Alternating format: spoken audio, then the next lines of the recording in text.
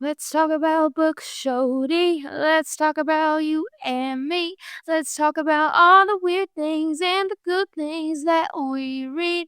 Let's talk about books. Welcome back, y'all. Welcome to Adjacent Book Club with Shell Bell and myself, Jody Lee.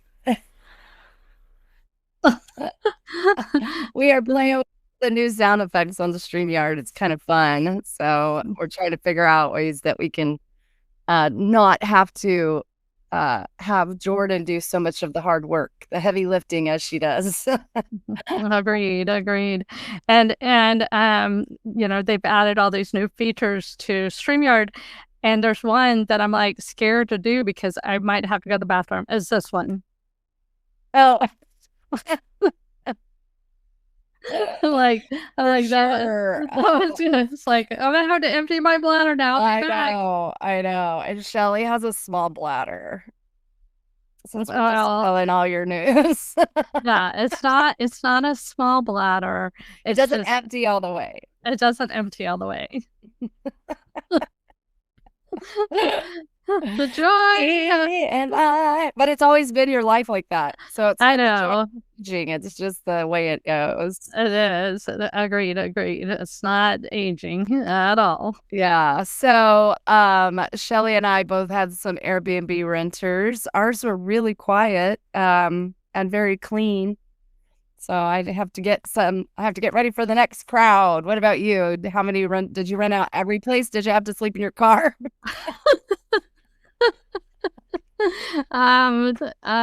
No.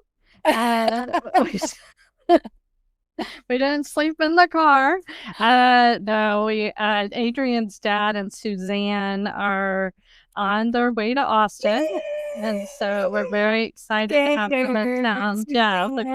I'm so excited. Right. Yeah. So we're excited. It's funny that they said they do not want to be in the heat and then they're coming and it's hot. But we were supposed to have a really bad rainstorm today and I have not seen it. Did y'all get some rain down there? A little drizzle. A little drizzle. Supposed to be a flash flood. We have a flash flood watch until 7 p.m. Liars. Liar. Fake news. We need the rain. It is. And it's supposed to, because we were supposed to get this rain, the temperatures were supposed to be in the 80s next week, but they're already showing that they're creeping back up into the 90s, which is a bummer. Agreed. It is so humid right now. It's so disgusting. I feel like we're in a tropical rainforest, but without any rain. And even in the pool, it's not. I mean, we're gonna have to put ice in the pool. Yeah, what's the point of that? Yeah. So that's what they ask you about cowboy pools. You can get a cooling system and heating system for real cheap, and then those cowboy pools stay pretty cool and pretty hot. You can almost make them like a hot tub if you want in the winter. But yeah, we had some renters here, and they were kind of in and out. Didn't make a peep. Didn't even know they were here. Other than I could tell because all the beds are messed up, So yeah. But those are great renters if you ever Airbnb. And if you ever Airbnb, Shelly is a great helper with that. She's so good at having that down. So we only have one Airbnb, but we have it pretty booked the rest of this month. We had somebody for ACL back out at the last minute, but I'm sure they'll fill back up and at a higher price because they had it at the low price. They should have kept it. What ding dongs? Ding dongs. Agreed. That's what hadn't happened because now Airbnb does the price adjusting automatically. So can't blame it on us. That's right. That's right. Yeah, we love that they adjust it for us. It's very helpful. Yeah. They've made it very turnkey. Like we're not having to really do as much as we were originally. They even do like the welcome note and everything. Yeah. So yeah, I was like, this is great. A little helpful hint that we've been doing, and people seem to really like it. Although you have so many Airbnbs that it would be hard for you. But we have our welcome letter and we personalize it with their name and we just put it on the table because we would just have the same one and we had it laminated. One thing that really drives me crazy, and I don't want to have to put a bunch of notes around my house, but I have these curtains in my living room. We don't move those curtains. That's why we got a blind that's you can press a button and it just lowers the blind for you. And almost every single time I have a renter, they come and they move the curtains. And I'm like, you're going to make the curtains fall off the wall. I mean, they're on there very well, but they're going to fall off the wall. And I'm going to be pissed if that happens. So I'm like, if you stay in my house, there's a button and you just press it and it makes the shade go down. And it's like, it's in the notes. No, Hey, have you thought about closing them so they have to open them? I close it at like half mast. Ding dongs. Yeah. We close all of the blinds in all of the houses because it's so hot here, so that when they walk in it's a little cooler and it keeps the house a little cooler. So that's our process. Because I like it like because our neighborhood's so cute. Yeah, I agree. Well, some of it's cute, and there's some of it not so cute. Most of it's cute. Yeah.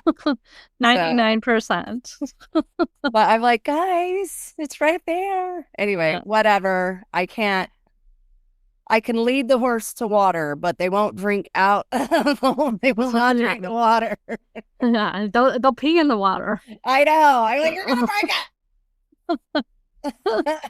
No, you're welcome to stay. Just read the little notes. It'll help you.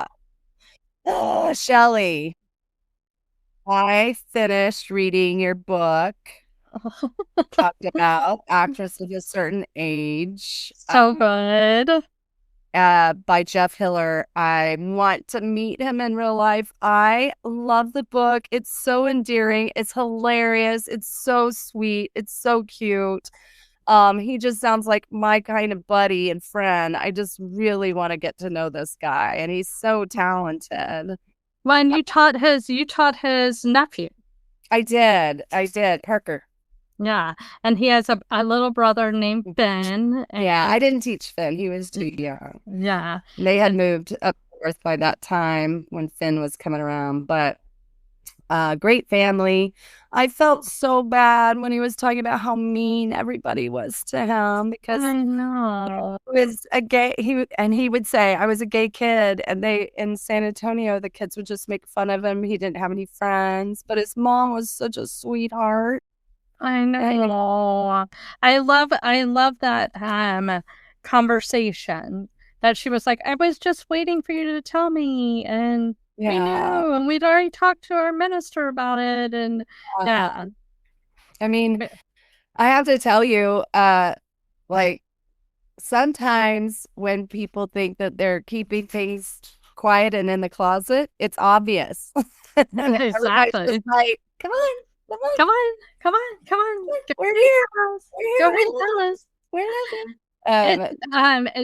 On another side, it's like I witnessed this guy on social media that we grew up with, that I felt like he was obviously gay, and we went to a reunion, and I was like, did you bring your partner?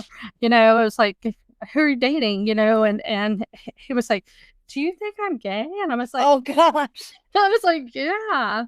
And then he came out. Okay. Yeah, then he came out and he was like, yeah, that conversation made me do some self-reflection. Oh, good. I was thinking it was going to go a whole other way. I know, but I was like, oh, thank goodness. I like it. Here's my family of 6. Yeah. Not at all.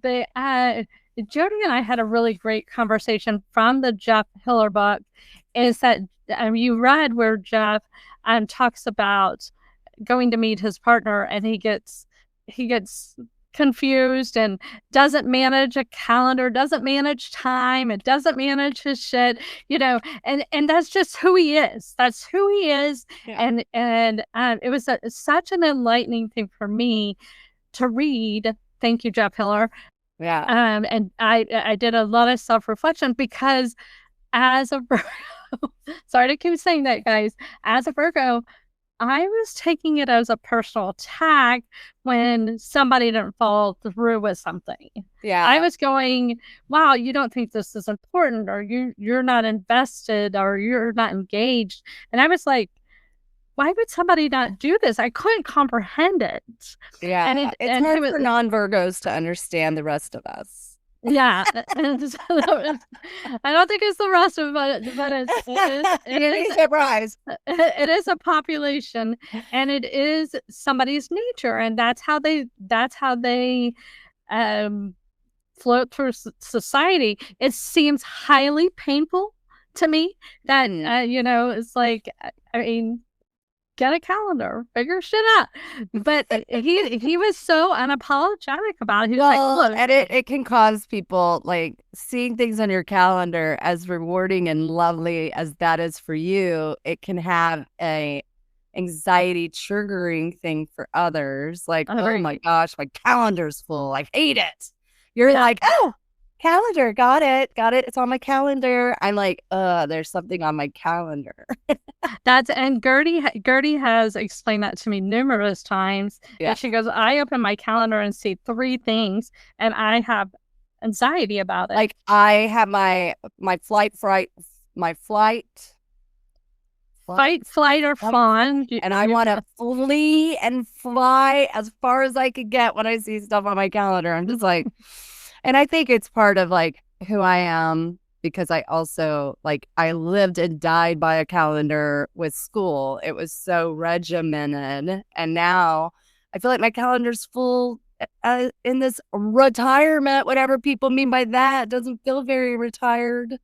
I know, we haven't played pickleball or nothing. I know. On my list, I was like, I'm going to work out every day. I'm going to do pickleball. I definitely want to go to Butler Park. I'm going to learn to play golf just a little. And I've done 0 of that. 0. So I've got to figure out my life. But I've just been really busy. Really but I do love the book. I thought it was so cute when they thought their flight was going down. And Jeff Hiller's partner was like, I'm so glad I'm here with you. You know, I have you to go through this with. And Jeff said, I'm so glad I ate everything I wanted today.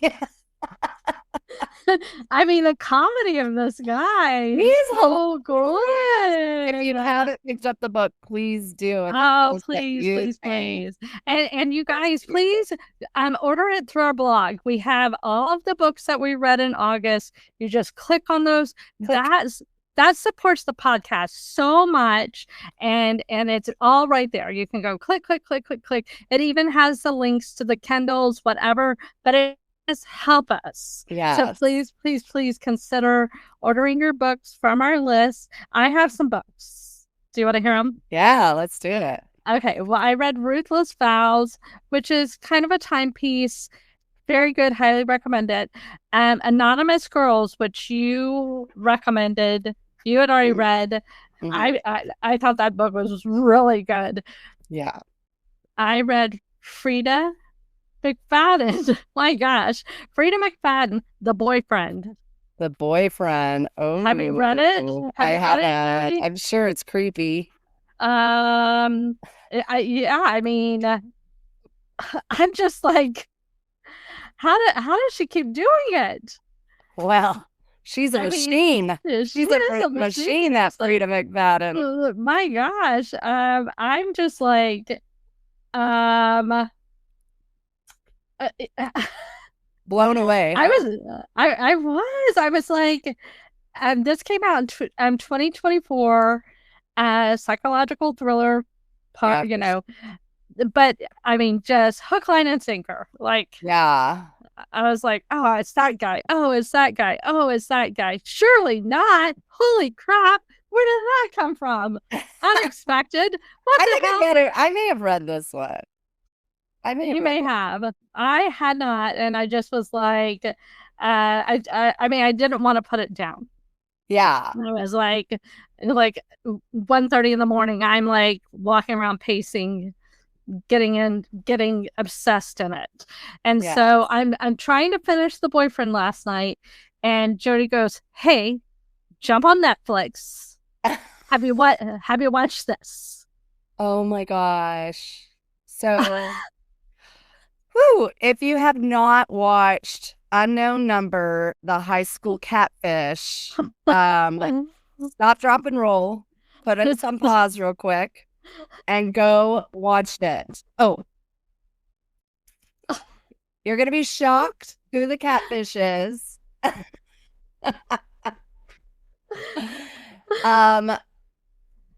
I don't want to give it away, Shelly. I don't want to give it away.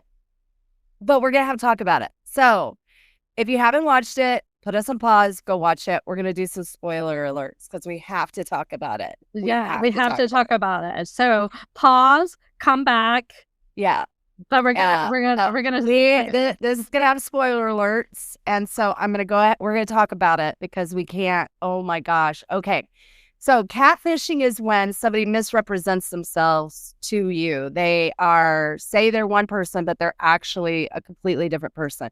It happens a lot in dating. People say they got catfish when they saw somebody on like Bumble and the pictures didn't match, or it could be somebody who definitely has they have a whole different identity. And so these poor kids were being just tortured through text by an unknown person. And so these two kids, this girl and this boy who grew up together in this very small town, they were dating, and they were like the it couple of the high school. The high school was the place to be. These kids had really active social lives in this small town, which it just reminded me of like when we were kids and hanging out in high school and how we all were just like engaged in the lifestyle of high school. And you don't see it a lot these days. You see a lot of people are like, I don't want to, but they had that kind of high school. They were in sports, they were cheerleaders, football players, they were like going to classes, they were hanging out on the weekends, hanging out after school. It just looked like old time high school. But they were being tortured and tormented through text by an unknown caller. And the parents kept going to the school, and the school was doing like investigating, which those of you that don't know, schools have to do these crazy investigations because a lot of things like this do happen in schools. They happen before and after school hours, and then the after school hours can infiltrate what's going on in the school hours. And so teachers have to do teachers and administration, and sometimes the district police have to get involved, and they have to do all these. I mean, it's nuts that people do this. And so I said, Shelly, you have to watch it. You're not going to believe who the catfish fisher was. And were you shocked? 1000%. Yeah. So, spoiler alert. Yeah. What was devastating to me, Jody, was that other people, what was being said 100%. Oh, the other people being accused. Yes. And that the party. And then they would get ostracized and tortured by other people. Well, and the accuser, part of the accusing party, was the culprit. And I was like, I was like, maybe it's this person, maybe it's this person. And I'm devastated. I'm so sickened that this whole thing happened. And I'm like, what is the value of this being a show? And I'm sure it's like, oh, I know, because I was thinking these kids are getting ready for college. Yeah. And then they're gonna be like, you were catfished. I saw your whole documentary. They might get ostracized more. Yeah. And I don't know how this is serving. is this a learning opportunity for everybody, or is this a money grab for a small town? How does this town survive it? How did that play out? What is the long game on this? Well, and let me give you an example of what was written in these text message. It would say things like, "You're ugly, you're a whore, nobody likes you, your boyfriend is doing nasty things to me. We're meeting in a hotel." Well, and it was explicit. Yeah. And then it would tell the reader to go hurt themselves. Mm-hmm. It was so explicit, and it was all the time. And parents would have to like they didn't know if they needed they were going to every ends to try to figure out what it was. And it took the FBI, so they had to take their data records, and then they look at the IP address, and then they look at the phone records of everybody basically in that town, and they narrowed it down to one culprit. Hold on, let me play the drum roll. Who was it? I don't want to say it. It's so disturbing. You have to say it. It was her mom. It was the little girl's mom, and she was writing the most horrendous things. And so they chalked it up to, well, first off, if you ever read a Freida McFadden book, or if you ever watch anything with the FBI and investigations, usually the person that's overly invested and engaged and helpful in investigation is the person that did it. And sure enough, this mom was like overly invested in the investigation. But you could chalk it up to, oh, I need to protect my daughter. But she wasn't just invested in the investigation. She was invested in she was overly involved in their lives, and she was like a coach. She would go and be part of everything the kids were doing. But they said it is a form of Munchausen by proxy.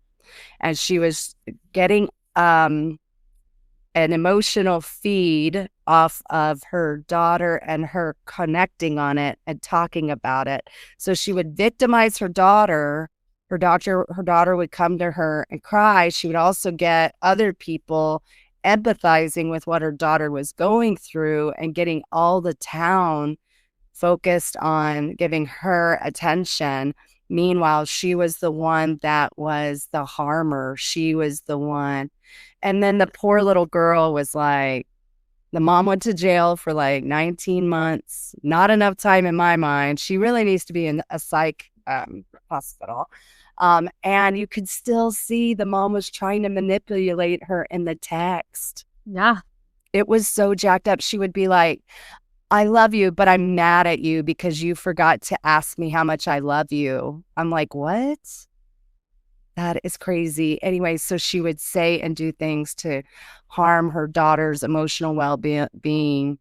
And so then it ruined the relationship with this little girl and some of the people that lived in the town. And I feel so bad for her. And I can't wait for her to spread her wings and fly. And I hope she's in good counseling to get the help that she needs to understand that she was a victim in all of this. Agreed. And I really wish that the other kids hadn't stopped being her friend, but maybe it was just too painful for all people involved. So yeah, I so sad. It is so disturbing. I'm speechless about yes. I was dumbfounded. And I don't know, reading a book and reading all these weird things in a book is so different than watching this documentary on this happening in real life. It's oh, these are real people. This is very mentally disturbed interactions, just shocking. I mean, I know. I was just I don't even know how to handle it. If you've ever watched any documentaries on Munchausen by proxy, it is awful. Agree. It is an awful, awful disability. It is. And it has so many victims. And the thing is that mom just admitted it. Like, straight up admitted it. There was no like guffaw or like backpedaling, nothing. I mean, she still blamed everybody, but she admitted it. I feel like she kind of was excited that they finally figured it. Well, she probably was like, I can't keep doing this. I think with people with Munchausen, they have like one foot in like, this is really dumb. This is awful. What am I doing? I'm hoping. And then they have the other part that's like, this is really feeding something in me. I'm getting a lot of attention. My daughter has notoriety, blah, blah, blah. It's so sick. And the husband and the dad of the little girl, I felt like was the healthiest one of them all. And he was like, this is awful. Get the F out of my house. Well, and turning it into a Netflix series and stuff like that. I understand the mom like wanting to share her story and do her thing. Those were minor kids. They were minors. The whole community, to me, I would be like, yeah, y'all can tell this story. That's you have every right to tell this story. But they were minors. My kid, we needed an actor for my kid, and you can say an actor is playing my kid. Yeah, and all names have been changed to protect the innocent people. But the whole town bought in. The whole town, the principal, the sheriff, everybody was, shared the story, and I don't know how that is going to serve. I don't know. Because ultimately the lady, she has Munchausen. She got the ultimate prize. Now she's like the #1 show on Netflix. Yep, she's getting the #1 prize. You're right. Wow, I didn't even think of it like that. But the complete betrayal of the mom it reminds me of I've been listening to Something Was Wrong. It's about this. This season was about a police officer who was having like constant affairs on his wife and his family. There were a boy, a daughter, a son, a mom, and a dad. And the dad was a cop, and he was having like all of these affairs like during his work day in his cop car and all that. And the wife found out. Anyway, one of the people he was having an affair with was his daughter's bully's mom. So, and the little girl was relentless bullying his daughter, and her father was having an affair with her bully's mom. And the little girl was like, I was bullied so badly by this girl that there would be days where nobody spoke to me at school because the whole school was basically ostracizing her because this one little girl that was bullying her, that she goes, I didn't speak the whole day. Nobody spoke to me, and I didn't speak until I had dinner that night with my family. And I was like, oh my gosh. And then for that dad to betray his family by sleeping with, I'm like, what the hell is wrong with you? Like, I don't know. Like, sometimes I think, man, I really mess up as a parent. And then I hear stories like this, and I'm like, okay, I'm not that bad. Yeah, I'm back in the top 10. There you go. Anyway, if you haven't watched it, watch it. Tell us what you think. But I agree with you. I think there should have been more care for the kids that were victimized by this woman. Also, I think she should go to jail for being a child predator. I think she only got 19 months for, I don't even know what the crime was. I guess harassment. It was a felony. It's a felony, but still, I think she needs to go back in for being a child predator because she was sending sexually explicit. She was to Owen. Yeah. And I mean, it's gross. It's disgusting. Yeah. And it went on and on. Yeah. For like 4 or 5 years. And I'm just like. And so she's the mom that people have taken portions of the documentary and put it on TikTok where she's crying and boo-hooing. And they're like, F that. You deserve no sympathy from all of us. No. The only thing I would say is you need to go get help. Like, go get help. And you should really not even be able to have contact with your daughter at all from the damage that you've done. Yeah, but they seem very codependent. I know. But the little girl seems, yes, I agree with that. But I also feel like the little girl was like, I don't communicate with my mom without somebody supervising. But I'm like, she's still getting at you. She's still getting at you. She hasn't been cured of this disease. Oh my gosh, there's a squirrel in my bird box right now. Oh, so cute.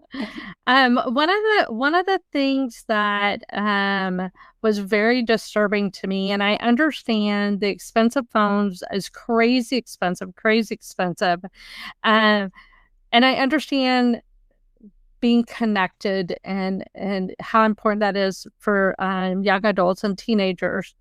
But man, those phones, I would have taken those phones away. That would have not. New phones. I mean, here's your burner phone. That's the only phone. Well, how did they? I mean, when I guess they couldn't block the number because she kept reinventing the number. But one thing that they, in schools now, phones are completely banned, and I'm reading more and more that teachers are like, it's so good. I feel like we have our students back. Like they're re-engaged in the curriculum. They're talking to one another. They're not having fights that stem from something that somebody texted or a TikTok that somebody sent, or, because it can be very,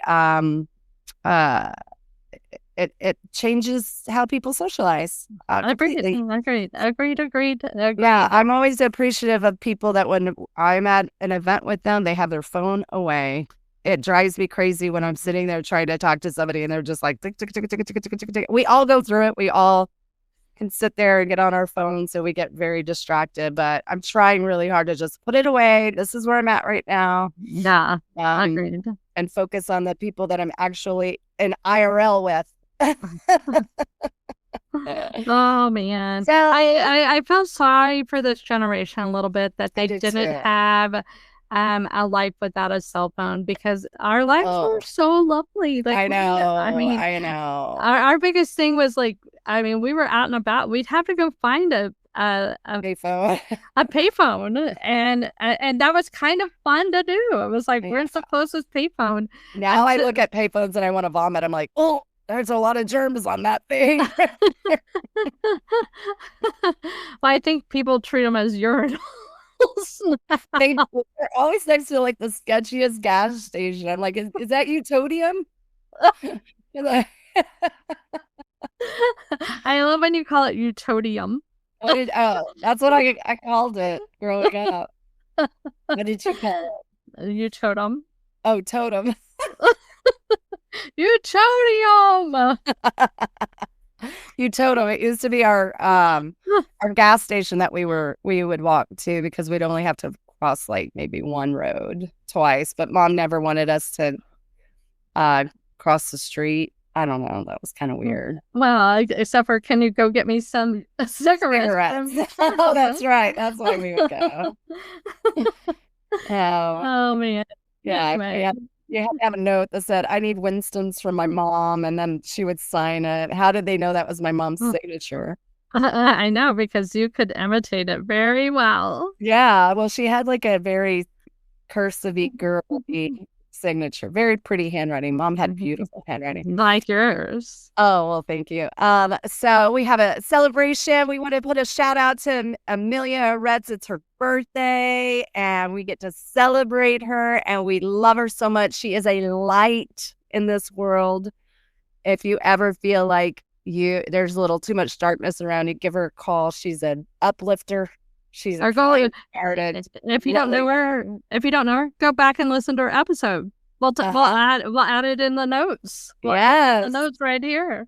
Yeah, you have to listen to her. You will fall in love with her as much as we have fallen in love with her. I had the the blessing and luck to work with her through teaching, and now she teaches kindergarten at Breckerwoods. But I just love her. She is one of my favorite people I've gotten to know. She is very young. I think she's like 20 years younger than I am, but at least.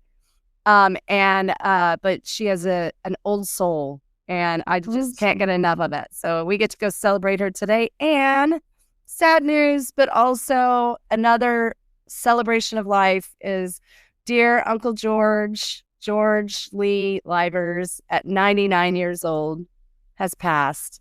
And he was John's uncle who, when he was he grew up in Marshall, Texas. He married Doris Livers, my aunt, who I love very much, and she's passed as well. And he, at 17, signed up during World War II to be a gunner in a plane. He was really small, so he fit into that small space. He was very brave. He was shot down. He was a prisoner of war for a short time. He saved a lot of men's lives. There's documentaries about his service through PBS. You can look it up.